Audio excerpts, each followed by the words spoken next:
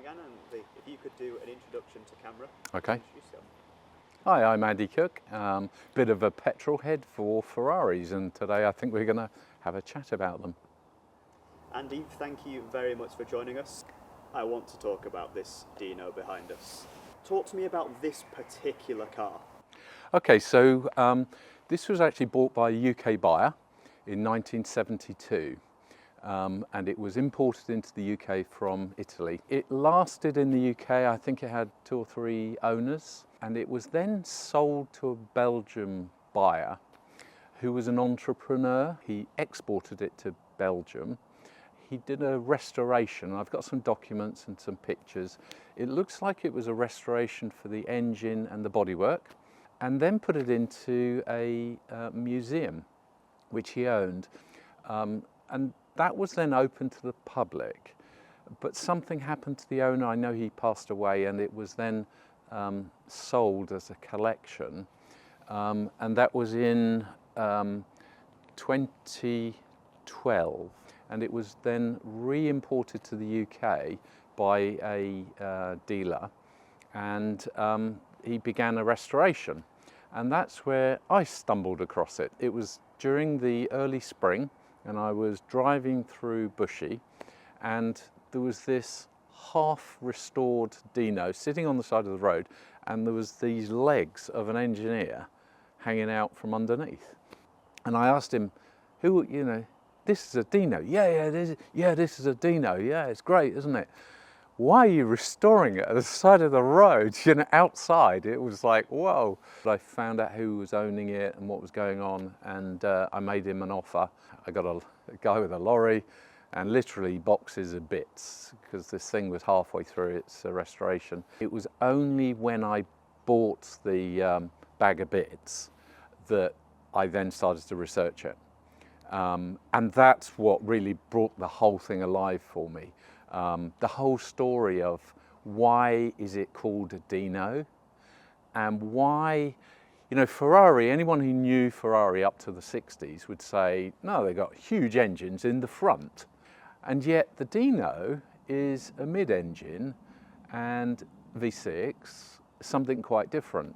And that whole story fascinated me, and how Ferrari moved into this more mass market, and what I'd say elegant design with Pininfarina and that whole world.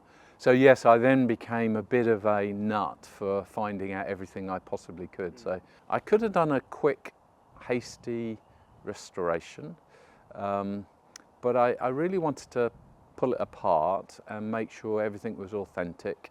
I wanted to get it back to the original.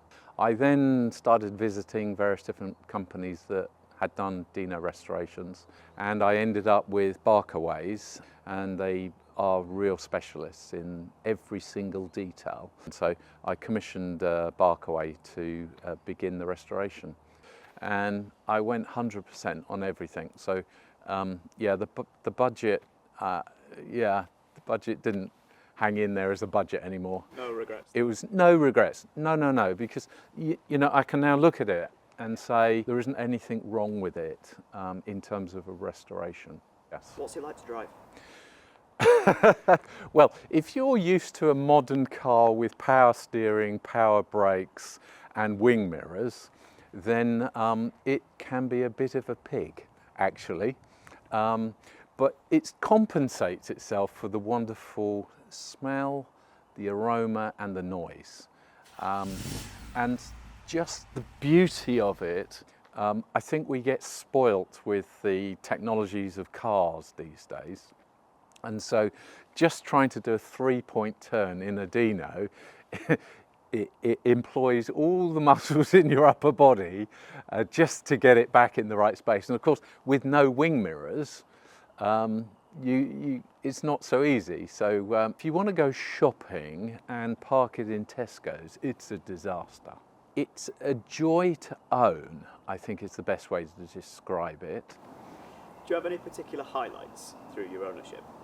I put it in for the Owners Club concourse That was in 2018, and they were doing a Ferrari. It was around the time of the Dino celebration.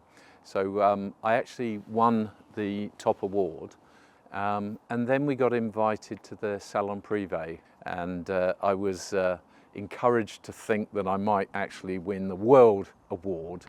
But there was a car that came in from California, and there were a couple of Dinos that came in with a special rareness, etc. So I came fourth out of 20, which was very, very disappointing. As my wife said, no, you should be really pleased. But the whole ambience of that event was fantastic, because we talked Ferraris and Dinos for 2 days.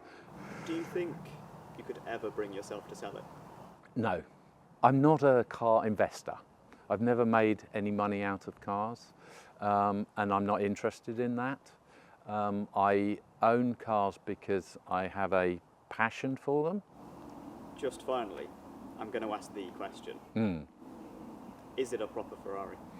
Well, at the point in time that the Dino was released, it was a Dino. And Enzo refused to put his badge Ferrari on that car.